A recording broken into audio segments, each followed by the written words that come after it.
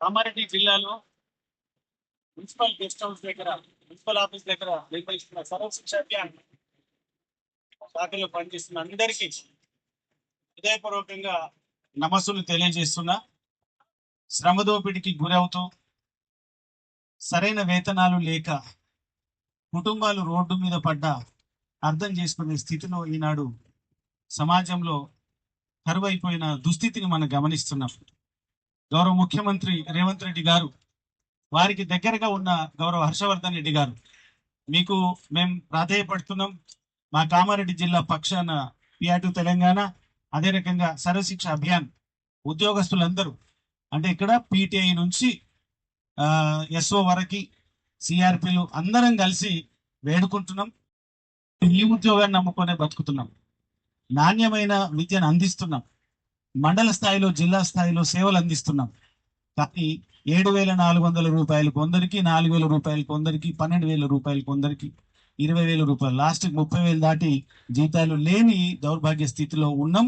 మా పరిస్థితిని అర్థం చేసుకోండి. దాదాపు 22,000 మంది సేవలు అందిస్తున్నాం, ఉద్యోగస్తులుగా సేవలు అందిస్తున్నాం.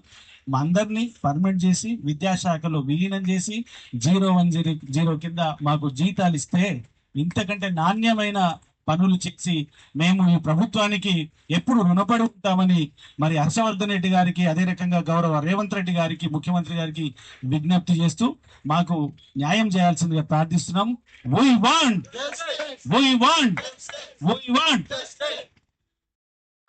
రాష్ట్రం సమగ్ర శిక్ష జిహెచ్పి మేరకు అన్ని జిల్లాలో ఒక రోజు కార్యక్రమం నిర్వహించడం జరుగుతుంది. ఈ ఒక రోజు కార్యక్రమంలో మరి శాంతియుత ర్యాలీ మరియు నిరసన దీక్షలు చేయడం జరుగుతుంది.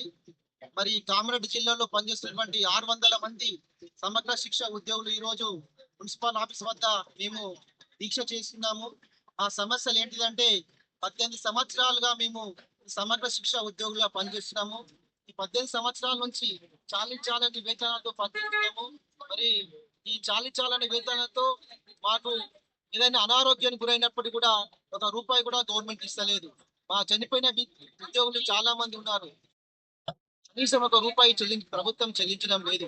మరి ఇంత చేసిన మమ్మల్ని కూడా ఈ బంగారు తెలంగాణ వచ్చినప్పుడు, ఈ బంగారు తెలంగాణలో కాంట్రాక్ట్ వ్యవస్థ రద్దయితని చెప్పేసి గత ముఖ్యమంత్రి చెప్పడం జరిగింది. ఆ కేసీఆర్ మా సమస్యను నెరవేర్చకుండానే గద్దెదిగడం జరిగింది. మరి మేము గత సంవత్సరము ఈ ధర్నా కార్యక్రమం నిర్వహిస్తున్నప్పుడు మాకు సంఘీభావం తెలపడానికి వచ్చినటువంటి ప్రస్తుత ముఖ్యమంత్రి ఆనాడు పిసిసి హోదాలో వచ్చాడు. కాబట్టి మేము మా సమస్యలను అతనికి తెలియజేయడం జరిగింది. మరి మా సమస్యలను కాంగ్రెస్ ప్రభుత్వం రాగానే మరి న్యాయమైన మీ సమస్యలను పరిష్కరిస్తానని చెప్పేసి మాకు మాట ఇవ్వడం జరిగింది. ప్రభుత్వం ఏర్పడి 9 నెలలు గడుస్తున్నా మేము ఎన్నిసార్లు ధర్నా చేసినా, మొన్న హైదరాబాద్ లో అసెంబ్లీ ముట్టడించిన మా వైపు ప్రభుత్వం చూస్తలేదు. కాబట్టి ఈ రోజు మేము ఈ నిరసన కార్యక్రమాలు చేయవలసిన అవసరం వచ్చింది. మరి మున్సిపల్ కార్యాలయంలో ఏదైతే సర్వశిక్ష అభియాన్ సంబంధించిన ఈ యొక్క ఉద్యోగస్తులు ధర్నా చేయడం జరుగుతూ ఉంది. ఈ ధర్నాకు భారతీయ విద్యార్థి మోర్చా BVM పూర్తిగా మద్దతు ప్రకటిస్తా ఉంది. ఎందుకోసం అంటే, గతంలో ఇదే మున్సిపల్ కార్యాలయం కోసం ధర్నా చేయడం జరిగింది. ఇప్పుడు కూడా ప్రభుత్వం చేంజ్ అయినా కానీ వీళ్ళ సమస్యలు పట్టించుకోకుండా ఈ పరిపాలన చేయడం జరుగుతూ ఉంది. ముఖ్యంగా రేవంత్ రెడ్డి గారికి విన్నపిస్తున్నా ఉన్నాం. గత కొన్ని సంవత్సరాలుగా 15 నుంచి 20 సంవత్సరాలుగా ఒక విద్యా వ్యవస్థను కాపాడుతూ పూర్తిగా పేద మధ్యతరగతి కుటుంబాలకు విద్యార్థులకు విద్యను పూర్తిగా అందించే విధంగా మీరు కష్టపడుతున్నారు. కాబట్టి ఆ వ్యవస్థను కాపాడాలంటే ఫస్ట్ మీరు రెగ్యులైజ్ చేయాలా. ఈరోజు విద్యా వ్యవస్థ పూర్తిగా ప్రభుత్వం ఆధీనంలో ఉండాలంటే కూడా ఈ యొక్క సర్వశిక్ష అభియాన్ సంబంధించిన ఉద్యోగస్తులను అన్ని ఏదైతే బాధ్యులను అందరూ కూడా రెగ్యులైజ్ చేయాలని మేము డిమాండ్ చేస్తా ఉన్నాం.